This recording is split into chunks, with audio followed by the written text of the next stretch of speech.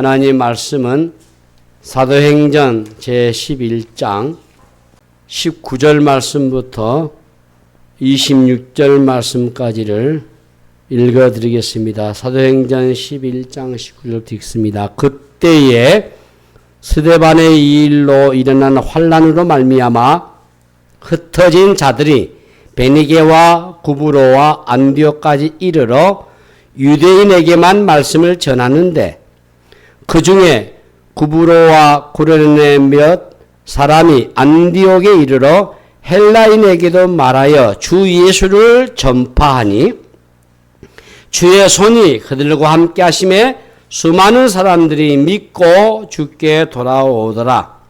예루살렘 교회가 이 사람들의 소문을 듣고 바나바를 안디옥까지 보내니 그가 이르러 하나님의 은혜를 보고 기뻐하여 모든 사람에게 굳건한 마음으로 주와 함께 머물러 있으라 권하니 바나바는 착한 사람이요 성령과 믿음이 충만한 사람이라 이에 큰 무리가 주께 더하여 지더라.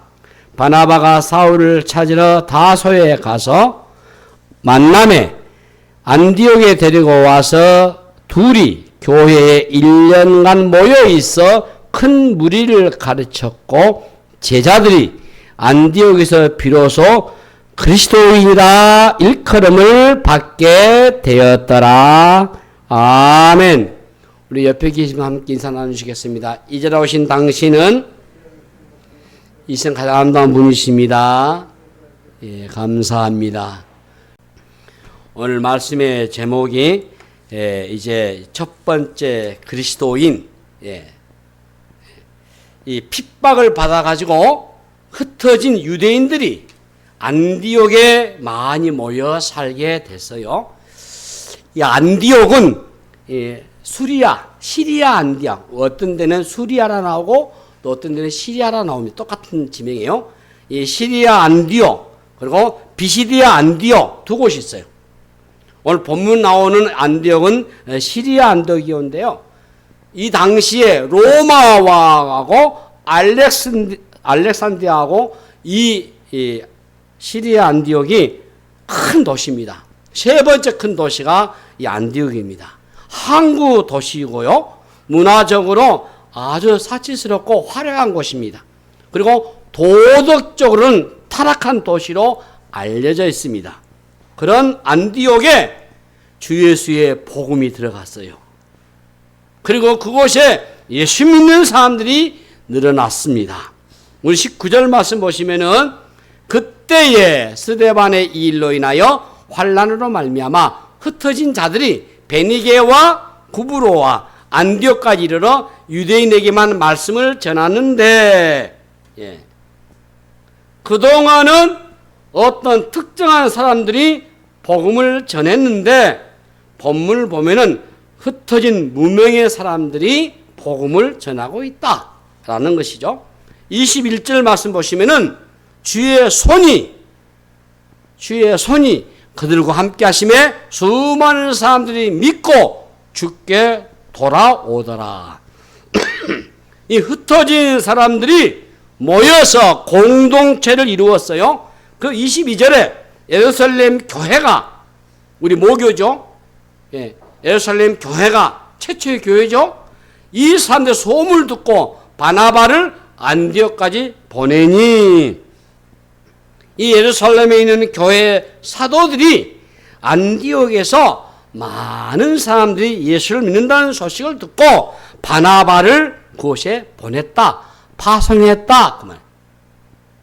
탁월한 리더였고 사도들에 의해서 검증된 인물이었어요. 바나바는. 바나바가 자신의 밭을 팔아가지고 사도들의 발 앞에 가져왔던 헌신적인 사람이거든요. 사도행전 4장 26절에 보시면은 구브로에서 난 레이족인이 있으니 이름은 요셉이라 사도들이 그를 바나바 번역하면 위로의 아들이라 하여 이렇게 되어 있죠. 바나바에 대해 평가가 나오죠. 그 24절을 보시면은 바나바가 어떤 사람이냐? 바나바는 착한 사람이요 성령과 믿음이 충만한 사람이라 이에 큰 무리가 주께 더하여지더라. 이 바나바의 역할이 굉장히 눈에 띄죠. 영적인 리더십의 모델과 같은 사람이 바나바예요. 이 좋은 교회는요, 좋은 교회는 이런 좋은 리더자들이 있어요. 예. 기도도, 찬송도, 헌신도, 증거도, 여러 면에서 섬기는 것도 다 좋은 리더 모델이죠. 그는 위로의 사람, 격려의 사람, 사람을 일으켜주고 세워주는 데 탁월했어요. 박수 쳐주고 등을 두드려주고 응원해주고 지지해주는 일들 얼마나 필요한 일입니까? 예, 품이 넓으셔야 돼요. 근데 옹졸한 사람은 이렇게 할 수 없어요. 비판하고 정지한 것은 잘하지만 격려는 아무나 할 수 있는 일이 아니에요. 그런 의미에서 우리 새벽성 교회는 함께 격려해주고 위로해주고 지지해주고 박수 쳐주고 축복해주고 그래야 할 줄로 믿습니다. 왜 저 사람이 우리 교회에 와나? 목사님 왜 저 사람이 우리 교회에 와야 됩니까? 이러면 곤란하죠. 함께 믿음 생활 해보겠다는데 함께 주님을 섬겨보겠다는데 거기서 무슨 이유가 또 필요하겠습니까? 그죠? 오면은 함께 격려해주고 지지해주고 칭찬해주고 사랑해주고 감싸주고 용기를 주고 예, 그러셔야 돼요.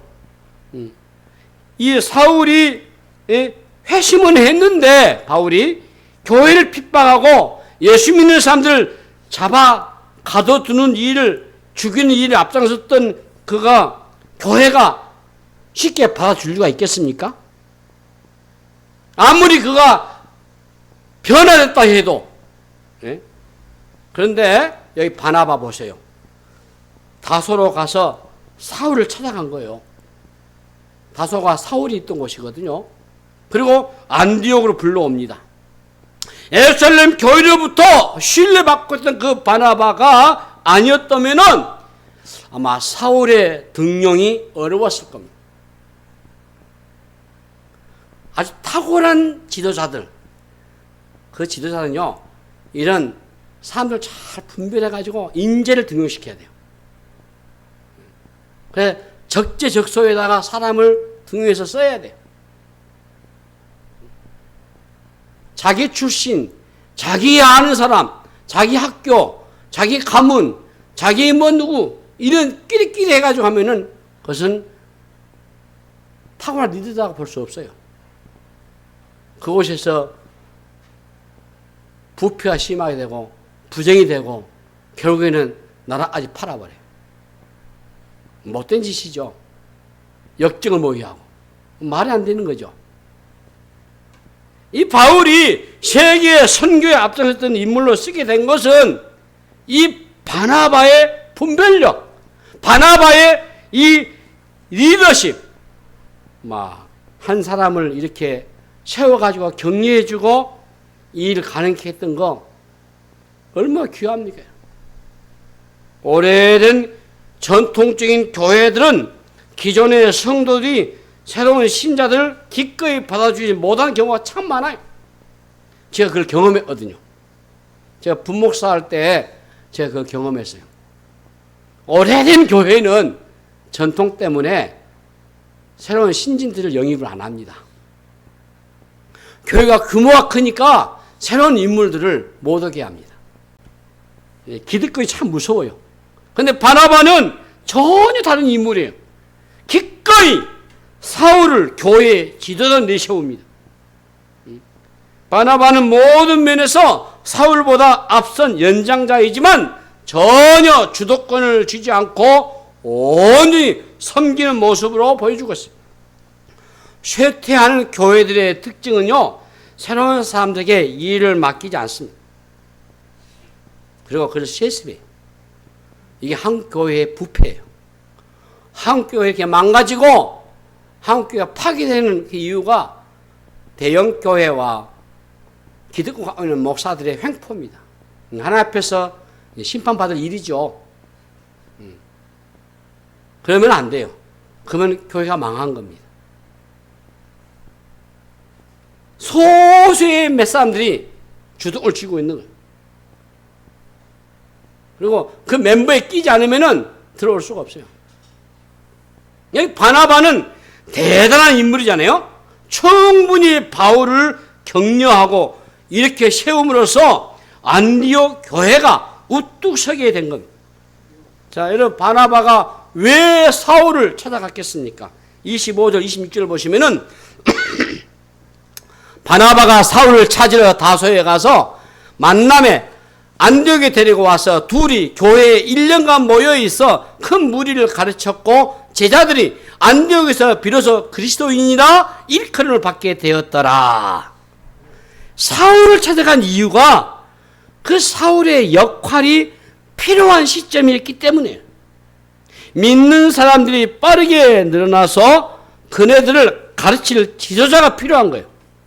그래서 바나바가 사울이 떠오른 거예요. 예. 물론 아직 사울은 공인된 인물이 아니죠. 과거의 전력을 보면은 예수 믿는 사람들을 핍박하고 잡아 죽이는 데 앞장섰던 사람 아니에요? 시비거리가 될 수 있어요. 근데 바나바는 이 사울, 이 바울이야말로 이방인 회심자들을 가르치는 일의 적임자다라는 것을 알았어요. 무조건 믿어주고 사울을 안디옥 교회 지도자로 세운 겁니다.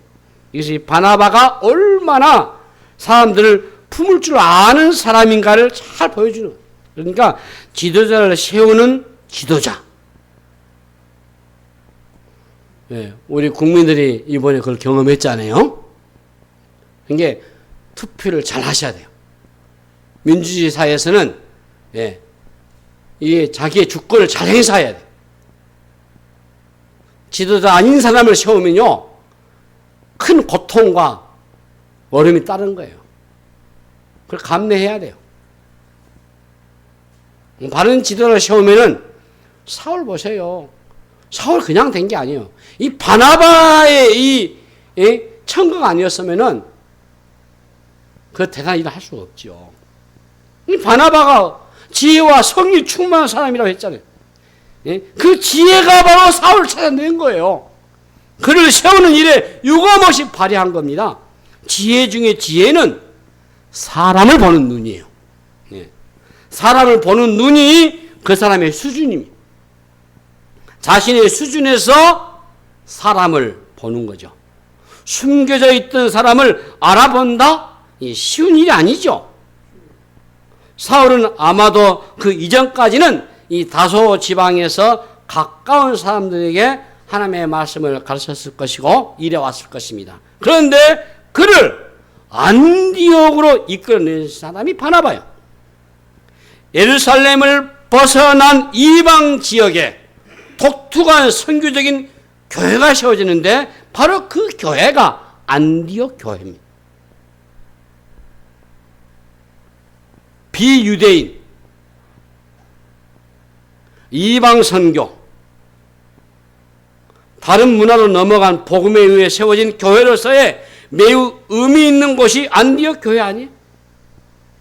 이 이름이 참 중요합니다. 우리 교회는 새백성, 광주 새백성 교회, 고린도후서 17절 말씀에 새로운 사람, 주님이 내 안에 있으면 우리가 새로운 사람, 새로운 백성 된다. 그런 의미에서 우리 성도들의 한 사람 한 사람 내면적인 것에 제가 목회 철학을 세우고 새백성 교회가 했는데요. 이 말세의 마지막 때에 복음이 바로 선포되고 교회가 교회다워야지. 규모가 작은 교회에서 목사님이나 성도들이 문제 일으킵니까? 죄송합니다만은 부산에서 제일 큰 교회, 서울에서 제일 큰 교회, 한국 교회는 이렇게 망쳐버려요.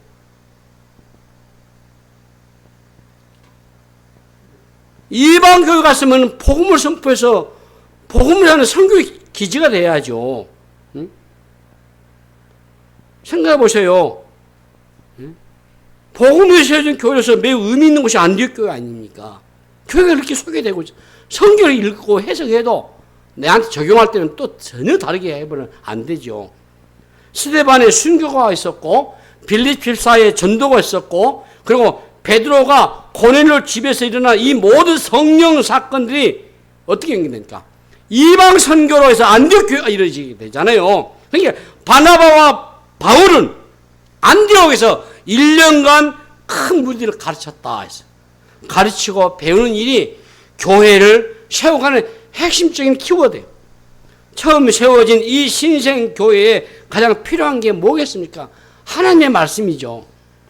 예루살렘 교회보다 안디옥 교회는 훨씬 더 자유로운 분위기였어요. 예루살렘 교회는 우리 모교였고 대형 교회였잖아요.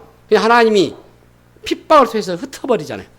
그 폐쇄적인 공동체라고 한다면은 이 안디옥 교회는 개방적인 공동체예요. 예루살렘 교회가 전통적인 모델이었다 한다면 안디옥 교회는 선교적인 모델이에요. 예루살렘 교회는 모으는 일을 힘썼다고 한다면 선교적인 모델인 안디옥 교회는 모으는 것보다는 흩어진 쪽에 집중했던 것 같습니다. 안디옥 교회의 핵심은 말씀을 가르치고 배우는 일이라는 것을 바나바가 깨닫고 사울을 불러왔어요. 사울을 중심으로 해가지고 안디옥 교회에서 가르치는 일을 열심히 하다 보니까 안디옥 교회가 세워지게 된 거예요. 안디옥에서 비로소 제자들이 그리스도인이라고 하는 일컬음을 받게 되었다.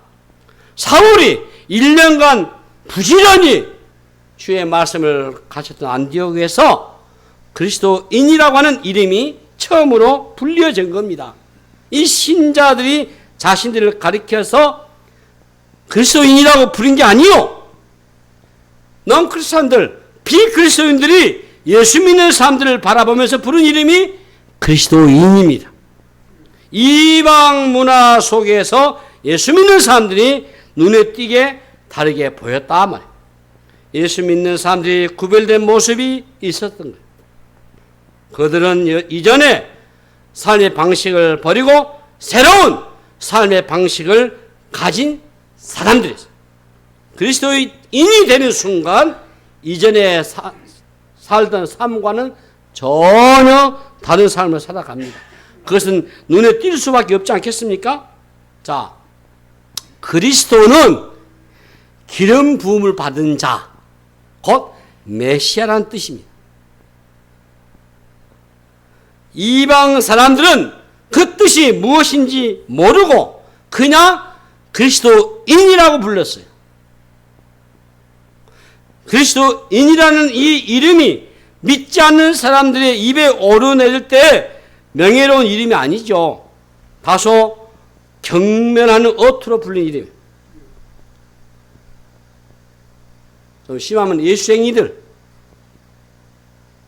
초대 한국 교회도 마찬가지죠. 우리를 예수쟁이 그렇게 말하잖아요. 그 어투. 그 시대에 예수 믿는 사람들은 그 사회의 주류가 아니고 비주류예요. 예수를 믿는다고 말하는 것에 용기가 필요한 거예요.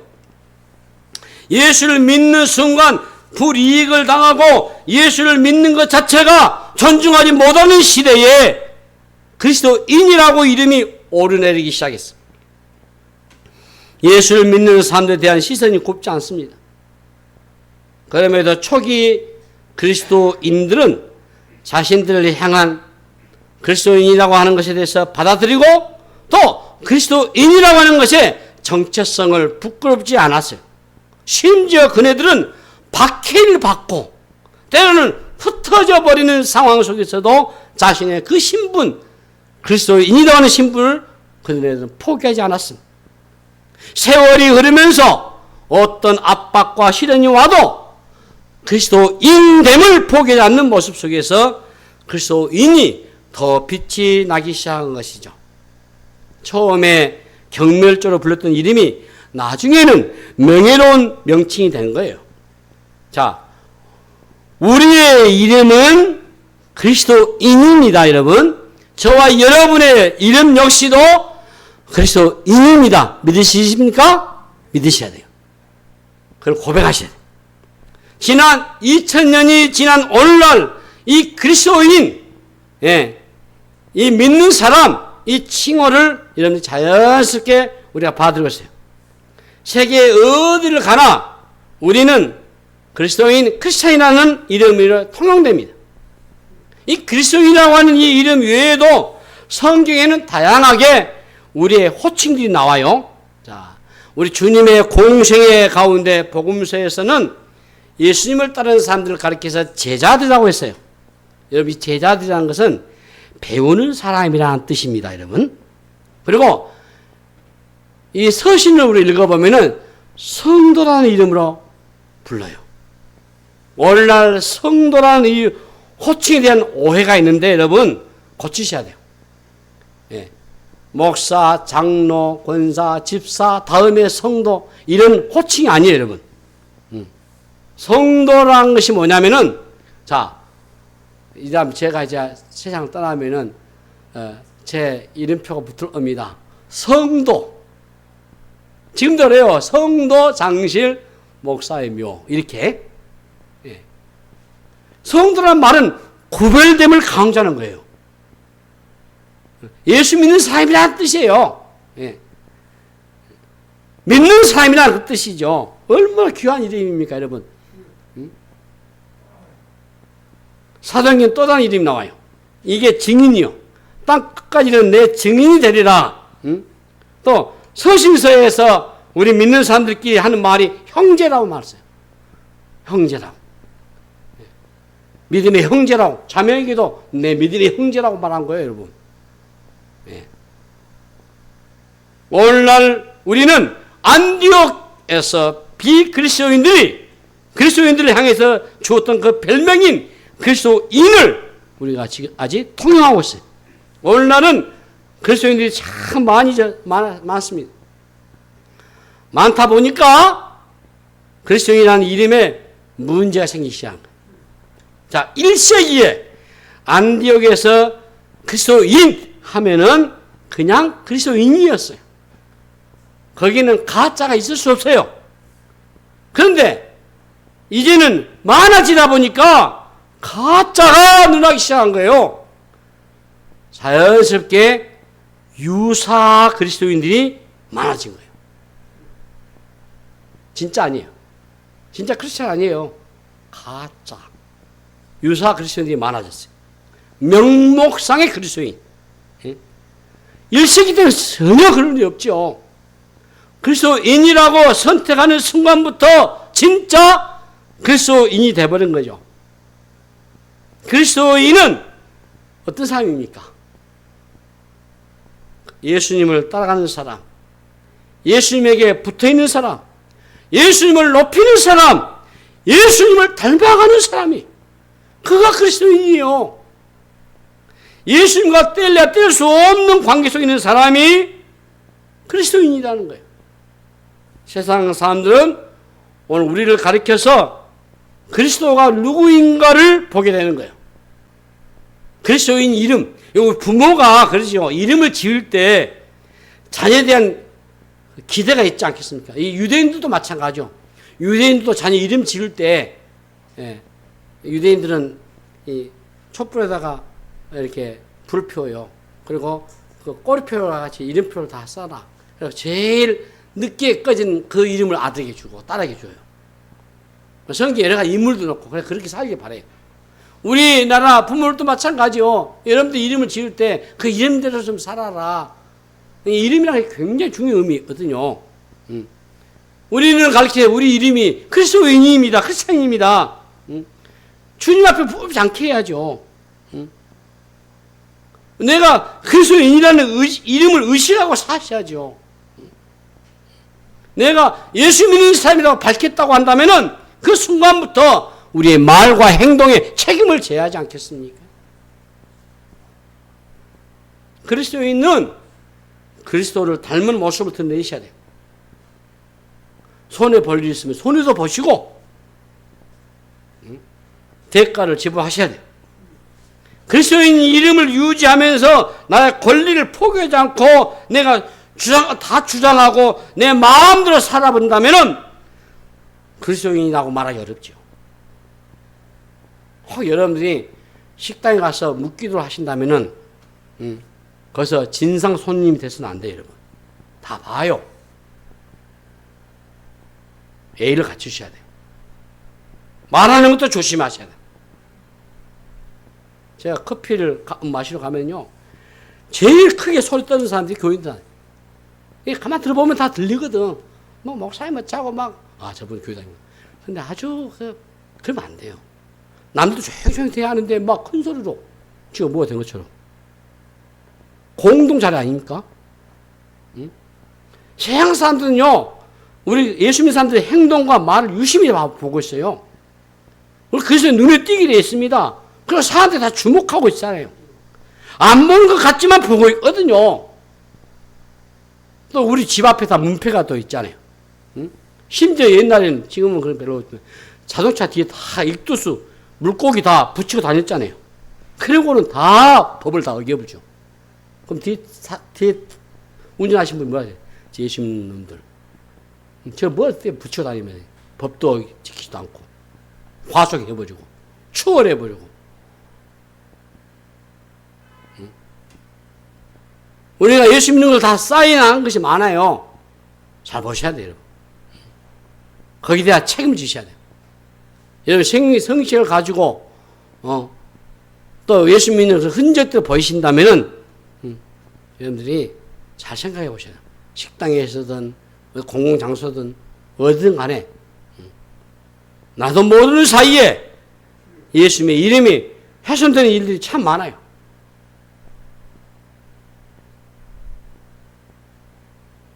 인도의 간디 아시죠? 인도의 간디가 원래는 예수를 안 믿는 사람이에요. 그런데 영국에서 예수를 믿었어요. 그런데 그가 인종차별을 당합니다. 성경을 얼마나 좋아하는지 몰라요. 성경을 통달하고 산상수훈, 예수님밖에 몰랐던 그가 인종차별 당했어요. 믿는 사람들한테. 그래서 유명한 말을 합니다. 나는 그리스도를 좋아한다. 그러나 그리스도인들은 싫다. 그리스도와 그리스도인의 격차는 불가피한. 그러나 격차 정도가 아니라 정반대의 삶을 산다면은 그리스도인으로서 인해서 주님이 오히려 순환당하게 되어버린 거예요. 그리스도와 나와의 존재가 연결돼요. 참 부끄러워요. 너무 부끄러워. 단적으로 한국 교회를 망가지게 한 저 장본인들, 목사도 아닌 가짜 이름을 가지고 다니면서 목사 행세하고 헌금 갈취하고 선동해가지고 법원까지 다 탈취하는 전 못된 짓. 떳떳하다고? 그게 옳다고?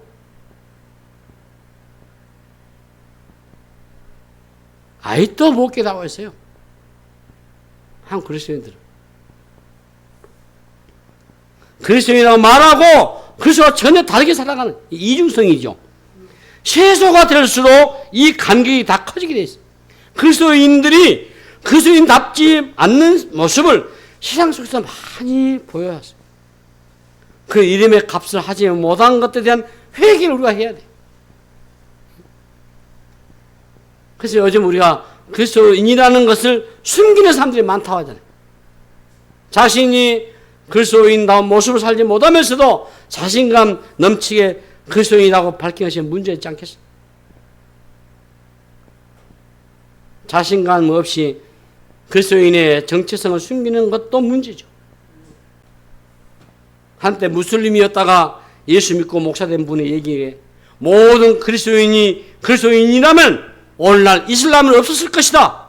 굉장히 충격적 말이죠. 오늘 우리 현대 사회에는 이미 기독교가 많이 알려져 있습니다.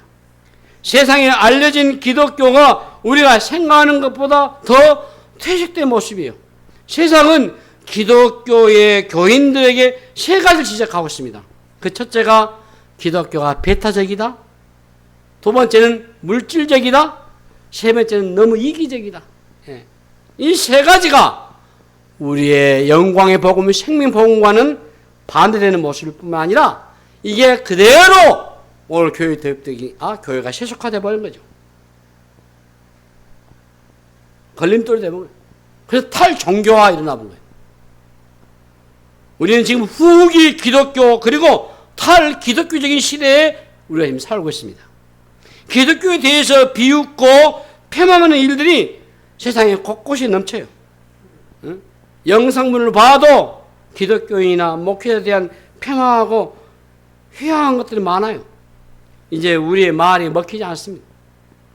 말한 것을 삶으로 보여주지 않으면 아무도 믿으려고 하지를 않습니다. 우리 한국교회를 망친 장본인들이 이승만 그 사람부터 시작해가지고 다 이렇게 망쳤다 와요. 그걸 정리 못해가지고 요모에 요꼴 된 거예요. 그래서 이름을 위해서 그거 그랬잖아요. 교회 장로면 장로였지. 바르게 해야지. 일제강점기 때 그들을 다 보호하고 그들을 다 지켜주고 그래야 되겠습니까? 안 되죠. 옳고 그름을 분별해야지. 우리가 주님을 위해서 주의 이름에서 살려고 하면은 거기에 대한 대가 지불하셔야 돼요. 사람 우리를 보고 그리스도의 주님에 대한 존재 여부를 평가해 버려요. 자, 여러분 이제 말씀을 마무리해 보면서 생각해 보십시다. 나는 그리스도인인가? 그렇다면 여러분의 주변에서 나를 어떻게 보고 있는가? 누가 보든 누가 보지 않든 간에 우리는 그리스도인으로서 사셔야 돼요. 하나님이 보시기에 나는 누구인가? 세상의 평판보다도 하나님 앞에서 나는 누구인가? 하나님 앞에서 우리 자신을 속일 수 없잖아요. 나는 혹시 가짜가 아닌가? 점검해 보시란 말이에요. 지금 고인됐습니다만 이어령 교수가 자신을 가리켜서 미신자라고 한 적이 있어요. 불신자가 아니고 그렇다고 신자도 아닌 아직 미신자. 우리는 우리 자신을 정직하게 평가할 수 있어야 돼요. 1세기 때의 그리스도인들은 그냥 그리스도인이었어요. 여기에 이의가 없어요. 거친 핍박 속에서 믿음을 지켰던 우리의 선조들이었습니다. 우리가 그리스도인이라고 이름으로 살려가면은 그 이름에 걸맞게 살아야 할 결단이 지금 필요한 시대입니다. 그렇게 살 수 없다면은 그 이름 떼셔야 돼요. 후기 기독교 시대에 지금의 세속화된 시대의 특징은 그리스도인이 세상에 어떤 영향을 주지도 못한다는 것이에요. 세속화 다른 게 아니에요, 여러분. 배에 이미 물이 들어와 버린 상태입니다. 바다 위에 배가 떠 있는 게 아니에요. 배 안에 물이 들어와서 침몰한단 말이에요. 우리가 세상에 줄 수 있는 영향력이 아무것도 없고 세상 사람과 닮은 것을 세속화라고 하지 않나요? 참된 그리스도인들은 산다는 것은 결코 쉽지 않습니다.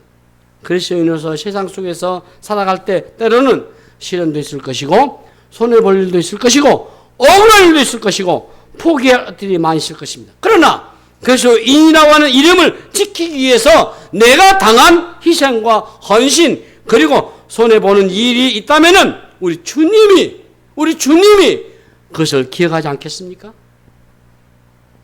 그리스도인이 된 이후에 우리의 인생은 바로 우리가 책임을 지는 게 아니고 우리의 인생을 하나님이 책임져 줄 줄로 믿습니다.